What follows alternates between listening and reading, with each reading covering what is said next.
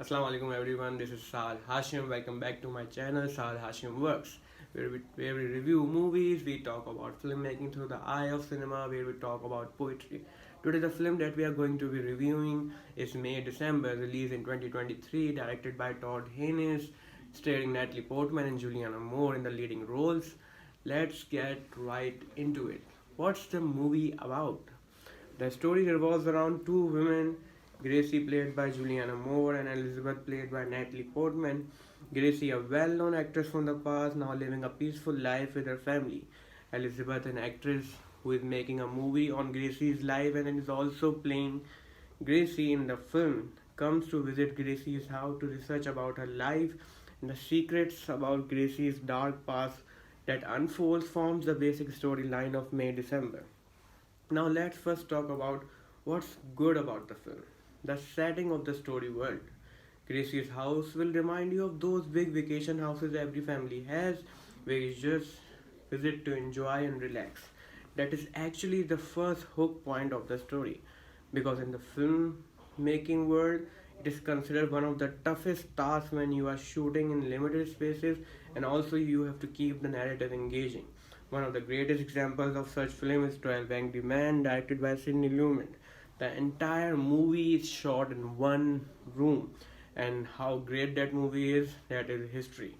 Secondly, the two power pack performance. When two great actors share a screen together, it's just pure pleasure to the eyes. Natalie Portman, the masterclass, pure gold. Her acting range is to marvel at. Now I can imagine how great actors can be wasted if the script is bad or they are part of franchise whom Martin Scorsese calls theme park movies. An actor versatile such as Natalie Portman was wasted in Thor Love and Thunder. This happens in cinemas around the world. Tabu, such an exceptional actor, was wasted in Golmaal again. Natalie Portman is seamless in Maydecember. As a character, Elizabeth visits Gracie's house. There's this instant urge she has to start observing things and getting to know each detail about Gracie's life.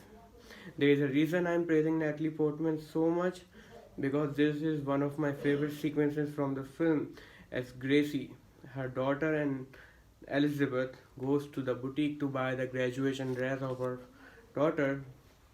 Just notice Natalie in that scene. How she is trying to observe the body language of Gracie, and for a moment you will actually get confused. Who is playing Gracie Moore? Juliana Moore or Natalie Portman? It is one of the most beautiful sequences in the movie written so beautifully by Sammy Birch and Alex Mechanic. Gracie played by Juliana Moore. The reason she as a character was more relatable to me because you actually encounter such people in your life who are so self-centered, living in their own bubble where everything is just perfect. Because of that bubble, everyone who is connected to them gets affected. There's this beautiful sequence where Gracie indirectly body shames her own daughter. Gracie does that so smoothly that it does not sound as an insult, but at the same time, it is so harsh.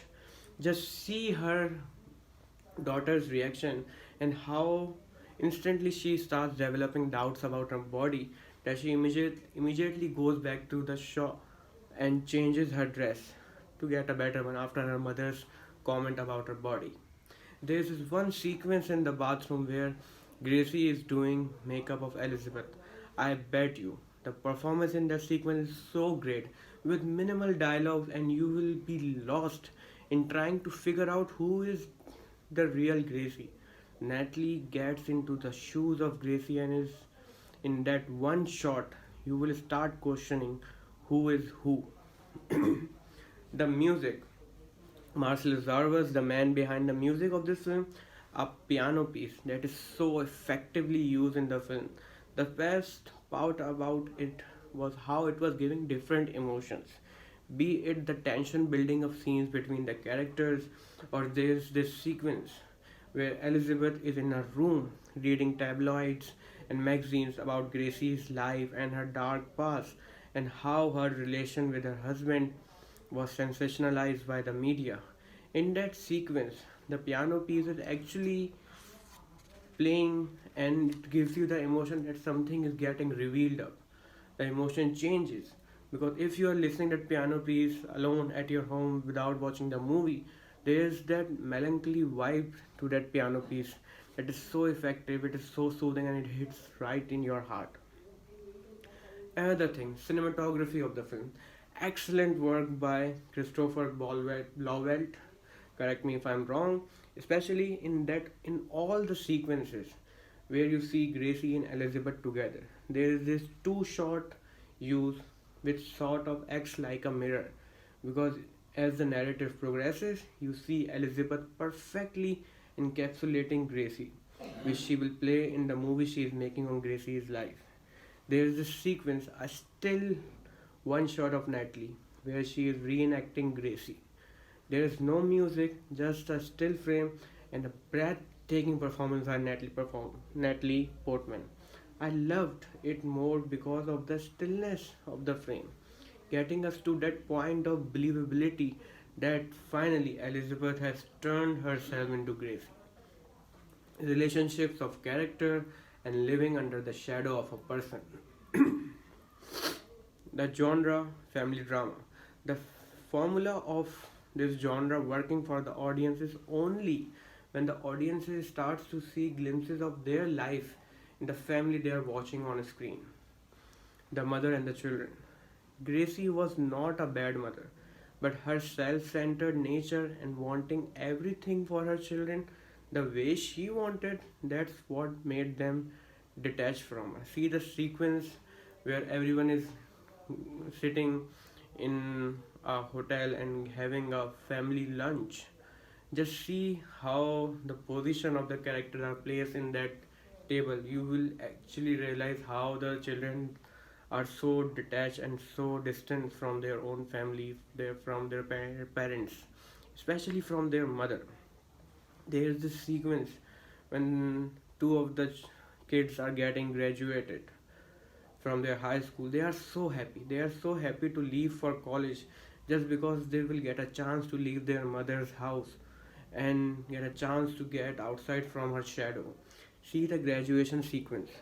The twins are so happy and so indulge in their happiness that they don't even look at their own mom, which reminded me so much of Fawad Khan from Kapoor and Sons, where he just gets tired in the end by the end of the film for playing the perfect child of her mother. Now let's talk about what did not work for the film. Which actually did work for the film, Yoju, played by Charles Manton, who is Gracie's husband. The reason for putting him here in the portion that did not work for the film was because he was so good that he deserved more time on screen, where his problematic relation with his wife can be explored more. It all came so late in the film, which becomes unfair and less effective, because the character he was playing was very complex.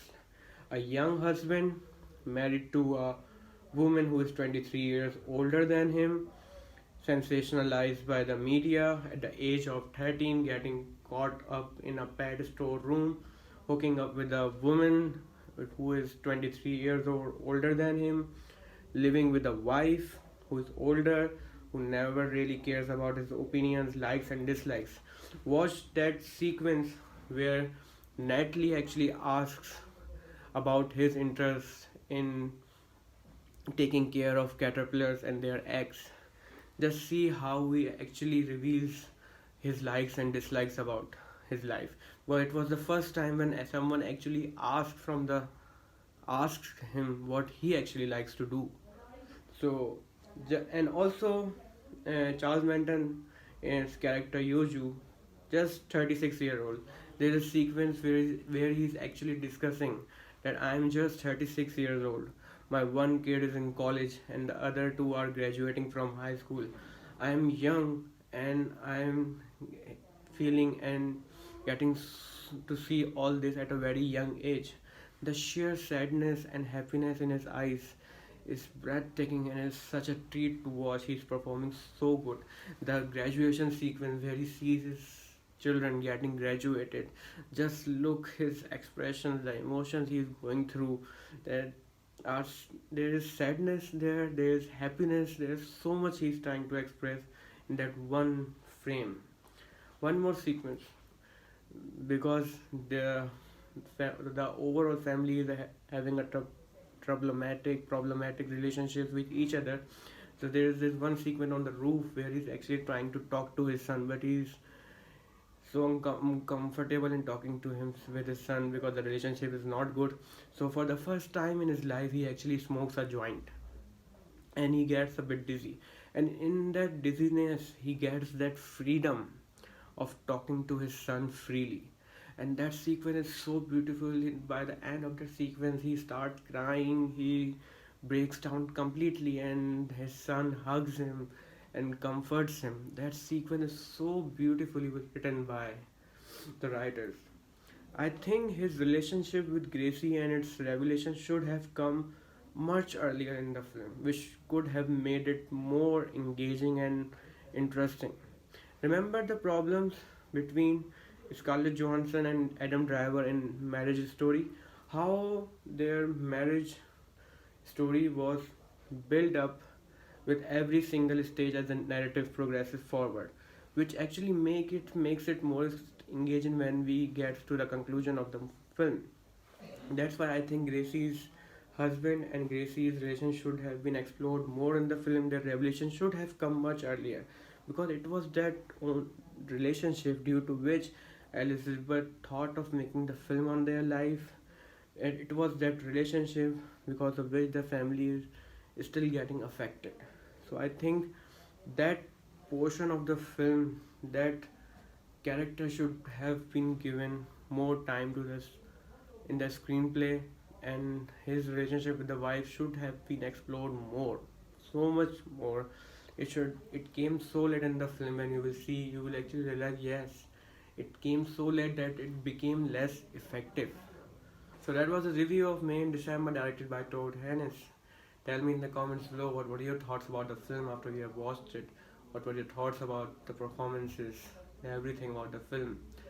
And next time we'll be reviewing more films from different cinemas, and we'll be talking about filmmaking as well. We'll be talking about poetry in cinema as well, poetry in general as well. So until next time, this is me, Saad Hashim, signing off. Take care, take good care of yourselves. Allah Hafiz.